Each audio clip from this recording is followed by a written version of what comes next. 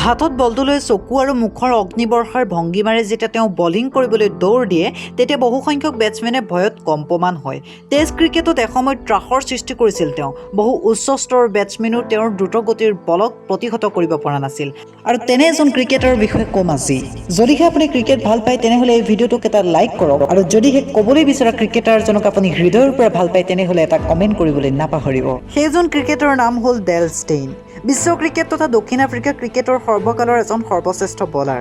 এজন লিজেণ্ডাৰী বলাৰে 31 আগষ্ট 2021 দিনা আন্তঃৰাষ্ট্ৰীয় ক্ৰিকেটৰ পৰা অৱসৰ গ্ৰহণ কৰে। জানো আহকচোন এজন লিজেণ্ডাৰী বলাৰে বিশ্ব ক্ৰিকেটত গঢ়ি থৈ যোৱা কিছুমান অভিলেখৰ বিষয়ে।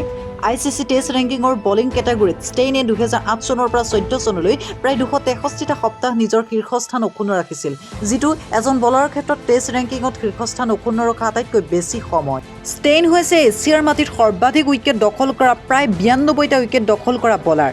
টেষ্টত 400 উইকেট দখল কৰিবলৈ তেওঁ খেলিছিল 80খন টেষ্ট। কম সংখ্যক টেষ্টত 400 উইকেট দখল কৰাৰ অভিলেখ আছে ষ্টেইনৰ নামত। 200 উইকেট দখল কৰা বলাৰৰ ক্ষেত্ৰত আটাইতকৈ ভাল ষ্ট্ৰাইক ৰেট আছে ষ্টেইনৰ নামত। তেওঁ 93খন টেষ্টত দক্ষিণ আফ্ৰিকাক প্ৰতিনিধিত্ব কৰি 439টা উইকেট দখল কৰিছিল, যিটো আছিল টেষ্ট ক্ৰিকেটত সৰ্বাধিক উইকেট লাভ কৰা দক্ষিণ আফ্ৰিকাৰ খেলুৱৈৰ অভিলেখ। ষ্টেইনে লাভ কৰা এৱাৰ্ডসমূহ হ'ল ICC player of the year 2008, Wisden cricketer of the year 2014, Wisden leading cricketer 2013। Dale ষ্টেইনৰ ক্ৰিকেট কেৰিয়াৰৰ বিষয়ে যদি কওঁ তেনেহ'লে তেওঁ 93খন টেষ্টত 439টা উইকেট দখল কৰিছিলে, য'ত তেওঁৰ বেষ্ট বলিং ফিগাৰ্ছ আছিলে 51 ৰানত 7টা উইকেট।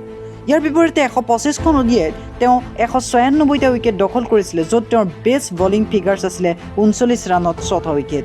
ইয়াৰ উপৰি T20 খেলত তেওঁ 47খন খেলত 64টা উইকেট দখল কৰিছিলে, য'ত তেওঁৰ বেষ্ট বলিং ফিগাৰ্ছ আছিলে 9 ৰানত 4টা উইকেট। যদিহে আপুনি ডেল ষ্টেইনৰ জীৱনীৰ বিষয়ে জানিবলৈ আগ্ৰহী তেনেহ'লে এটা কমেণ্ট কৰিব। আৰু যদিহে আপুনি এই ভিডিঅ'টো চাই ভাল পালে তেনেহ'লে লাইক, কমেণ্ট, শ্বেয়াৰ কৰিব আৰু এই নতুন চেনেলটোক ছাবস্ক্ৰাইব কৰি দিব। ধন্যবাদ।